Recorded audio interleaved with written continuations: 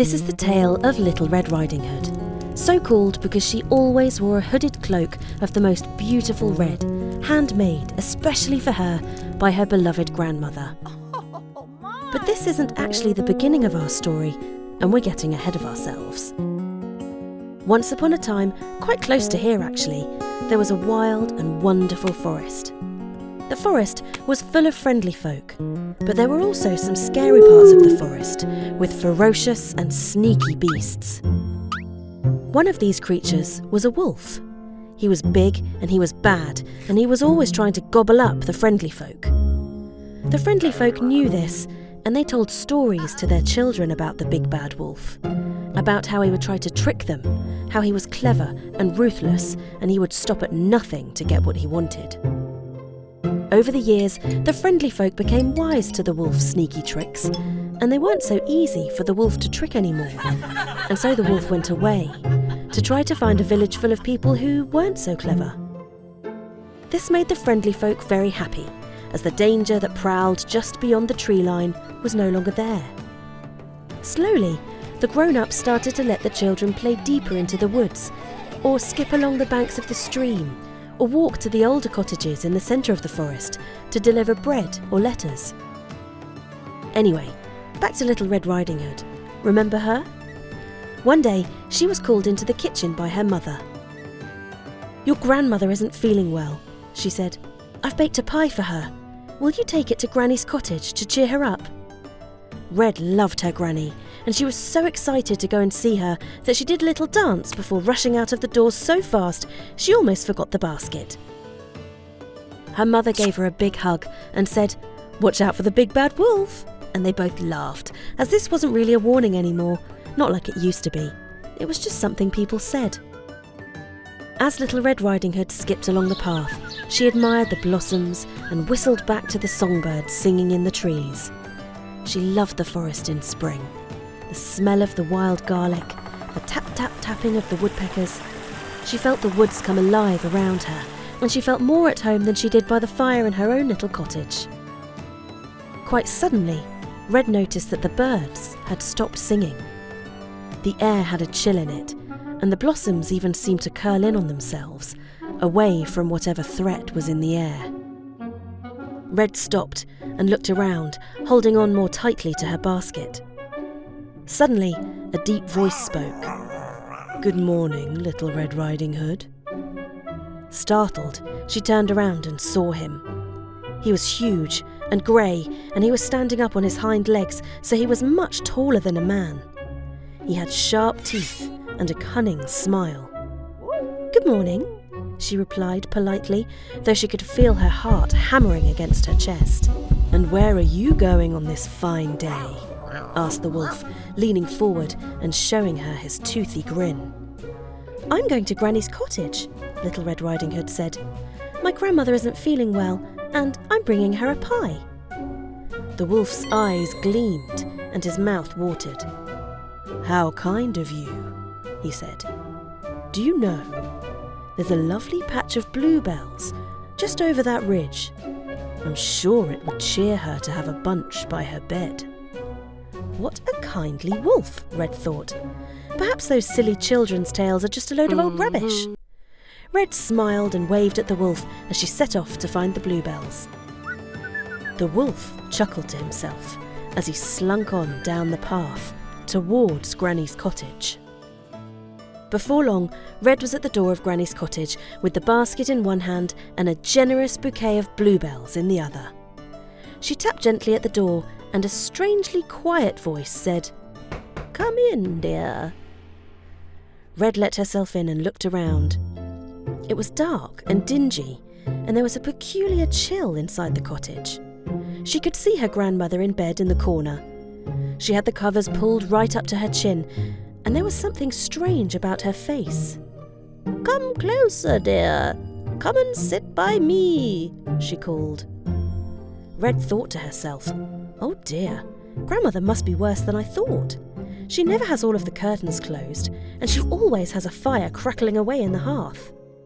Little Red Riding Hood had always been a practical sort of girl, so she rolled up her sleeves and got to work.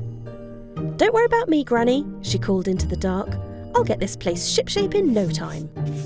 Red poured some water into a jug for the bluebells and set to sweeping the floor and starting the fire. She started to open the curtains when she heard a funny, muffled sort of sound coming from a broom cupboard. Red stopped and looked around, but Granny started coughing and said, "Come closer, dear. I'd like to look at you.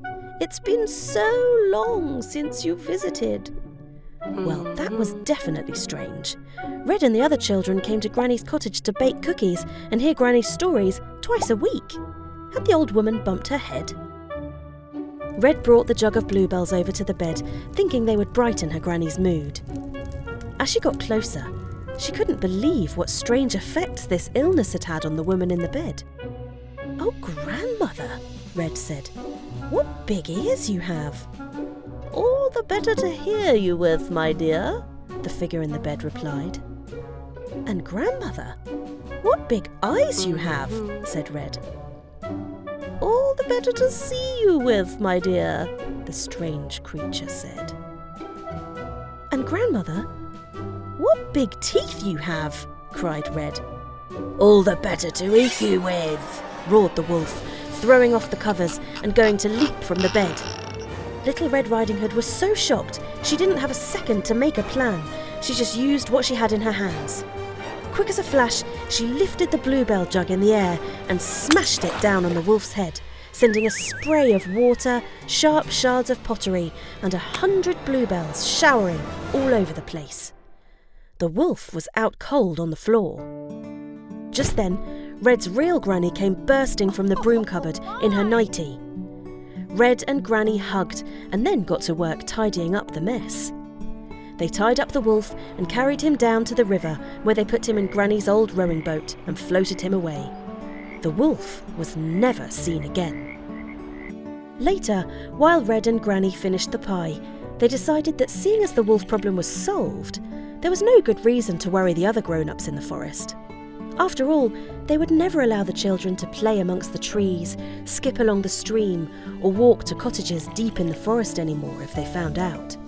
It would stay their secret. And so, the children kept coming to Granny's cottage to hear her stories. Snow White. Once upon a time, a long, long time ago and far, far away, there was a kingdom. And in the kingdom, there was a young princess called Snow White. Snow White's mother had died when she was very young, and her father, the king, had gotten married again. The new queen had a secret magical mirror, and every day just after breakfast she would ask it, "Mirror, mirror on the wall, who is the fairest of them all?" You might think, oh, that's nice. She wanted to make sure she was the fairest, kindest, most just queen in the land. But unfortunately, you'd be wrong. Because fair doesn't just mean good and kind. She didn't care about that, not one bit. Fair also means beautiful, and this was really all the new queen cared about. She wanted to be the most beautiful and most powerful ruler in the land, and she would stop at nothing to achieve this. Anyway, every day she asked the mirror who was the fairest, and every day the mirror replied, "My queen, my every word is true. The fairest one of all is you." She liked that. Years went by, and Snow White grew into a young woman, and much to the queen's annoyance, she became more and more beautiful. One morning, when the queen asked her mirror who was fairest, it replied, "My queen, my every word is right. The fairest one is young Snow White." At first, the queen was shocked, and then she became terribly angry. She couldn't bear being second best. Something would have to be done. The queen called for the royal huntsman and ordered him to take Snow White into the forest and get rid of her. The huntsman was very loyal to the queen, and he really wanted to do a good job. But unfortunately for the queen, he wasn't particularly bright. So he took Snow into the forest, just as the queen had asked, and he gave her a warm cloak and a packed lunch and sent her on her way, telling her never to return. Poor Snow White knew that the queen had never been particularly fond of her, but she didn't think she would resort to this kind of treatment. Never mind, she thought. If I keep calm and do my best, I'm sure things will work out. Snow White was always saying clever things like that. She strolled through the forest and eventually came across a sweet little cottage, and, full of hope, she knocked on the door. There was no answer, but it was starting to get dark, and Snow White knew that she would need to find somewhere to rest for the night. So she gently pushed open the door and went inside. The cottage was tiny but tidy, with 7 little chairs and 7 little beds. Snow White was so tired that she lay down on one of the beds and fell fast asleep. She slept for a long time in the comfy little bed. She awoke when the sun came streaming onto her pillow to the delicious smell of bacon and eggs sizzling away in the kitchen. She sat up suddenly, feeling a little worried about who had come home to find her asleep in their bed. Would she be in trouble? She silently crept down the stairs and found that the little home was all hustle and bustle, with 7 little men cooking, setting the table and pouring cups of tea. As one, they looked up and smiled. "Good morning, Princess," one of them said. "We hope you slept well." Snow White didn't know what to think. They showed her to a seat and gave her a lovely steaming cup of tea and told her how rumours of her beauty had reached the forest, and as soon as they saw her, they knew it must be her. Snow was relieved to have found such wonderful friends, and they were pleased to welcome her into their little family, and by the time they'd finished their breakfast, they'd all decided that she would stay forever. Across the kingdom, the Queen had just finished her breakfast too.